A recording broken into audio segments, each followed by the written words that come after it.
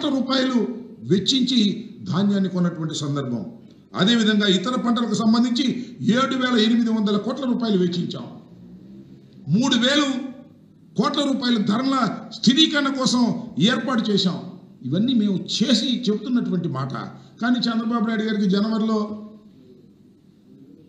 వీళ్ళు మన horticulture department వాళ్ళు నివేదిక ఇస్తే దాన్ని తీసి పక్కన పెట్టాడు. ఇవాళ జగన్మోహన్ రెడ్డి గారు వెళ్ళి పలకరించిన తర్వాత ఇవాళ మొదలెట్టాడు మాట్లాడే మాటలు. అయినా కూడా ఇంకా మీనమేషాలు లెక్కించేటటువంటి పరిస్థితుల్లోనే జగన్మోహన్ రెడ్డి గారు ఉన్నాడు తప్ప మరొకటి లేదు. ఇవాళ శివరాజ్ సింగ్ చౌహాన్కి ఆయన లెటర్ రాశాడు.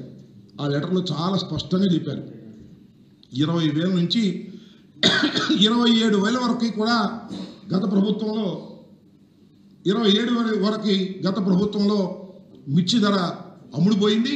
ఇవాళ మా ప్రభుత్వం వచ్చిన తర్వాత డౌన్ అయిపోయింది. కాబట్టి మీరు ఇంటర్వెన్షన్ కావాలని కేంద్ర ప్రభుత్వాన్ని అడుగుతారని నాకు అర్థం కాలేదు. కేంద్ర ప్రభుత్వానికి ఏమి సంబంధం? రాష్ట్ర ప్రభుత్వం ఏం చేస్తుంది? ఎప్పుడైనా నాఫెడ్ కొన్నదా కేంద్ర ప్రభుత్వ సంస్థ? మార్క్ఫెడ్ మన సంస్థ కదా. రాష్ట్ర ప్రభుత్వం మార్క్ఫెడ్ని రంగంలోకి దించి కొనవలసినటువంటి మిర్చిని ఇవాళ మీనమేషాలు లెక్కబెట్టి వాళ్ళని పిలిచి మాట్లాడటం, వీళ్ళని పిలిచి మాట్లాడటం, ఇలాంటి నాటకాలు ఆడేటటువంటి పరిస్థితికి వాళ్ళ చంద్రబాబు నాయుడు గారు చేస్తూ ఉన్నారు. అదేమంటే జగన్మోహన్ రెడ్డి గారు వెళ్ళి పలకరిస్తే మా మీద కేసులు. ఆయన పలకరించడు, కూతవేడి దూరంలో ఉంది, ఆయన వచ్చి పలకరించడు. ఆయన వ్యవసాయ శాఖ మంత్రి గారు ఉన్నాడు, ఆయన వచ్చి పలకరించడు, వాస్తవాలు తెలుసుకోడు. పోనీ ఏదైనా ఎలక్షన్ నోటిఫికేషను అడ్డం ఉందంటే అధికారులు పలకరించవచ్చు కదా. అధికారులు వెళ్ళి అక్కడ వాస్తవాలు తెలుసుకోవచ్చు కదా, అది తెలుసుకోరు.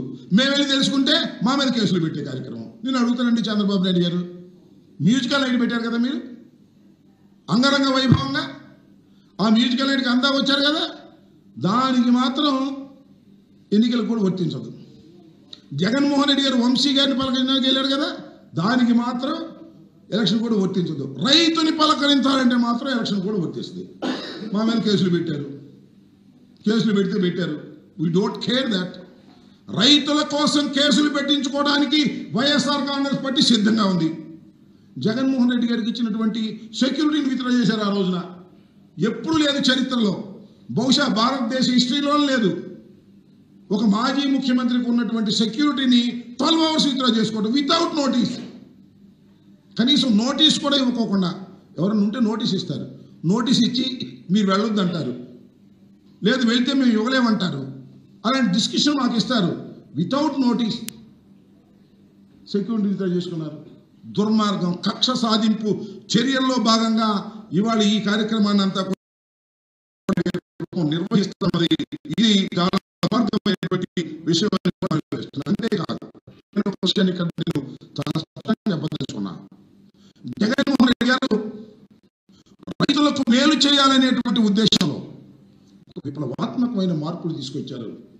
వ్యవసాయ రంగంలో గ్రామాల్లోనే ఆర్బీకేలను ఏర్పాటు చేశారు. అక్కడే ఈ క్రాపింగ్ విధానాన్ని పెట్టారు. అక్కడే ఉత్పత్తుల్ని అమ్ముకునేటటువంటి అవకాశాన్ని కల్పించారు.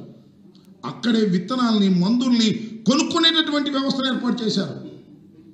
కానీ ఈ వ్యవస్థను రద్దు చేసి పరిసరే, అన్నిటిని నిర్వీర్యం చేశారే. రైతుకు రావాల్సినటువంటి అన్ని సదుపాయాలను గంగలో కలిపేసినటువంటి వ్యక్తి నారా చంద్రబాబు నాయుడు గారు. అదేమంటే ఆయన ఐటీ అంటాడు, అది అంటాడు, ఇది అంటాడు తప్ప వ్యవసాయాన్ని దగ్గర కూడా రాకేయకుండా సర్వనాశనం చేసేటటువంటి పరిస్థితికి వాళ్ళ చంద్రబాబు నాయుడు గారి ప్రభుత్వం వచ్చింది. రైతుల్ని అనేక విధాలుగా ఇబ్బంది పెట్టేటటువంటి కార్యక్రమాలు ఇవాళ చంద్రబాబు నాయుడు గారి ప్రభుత్వం చేస్తుందని కూడా ఈ సందర్భంగా నేను మనవి చేస్తున్నాను.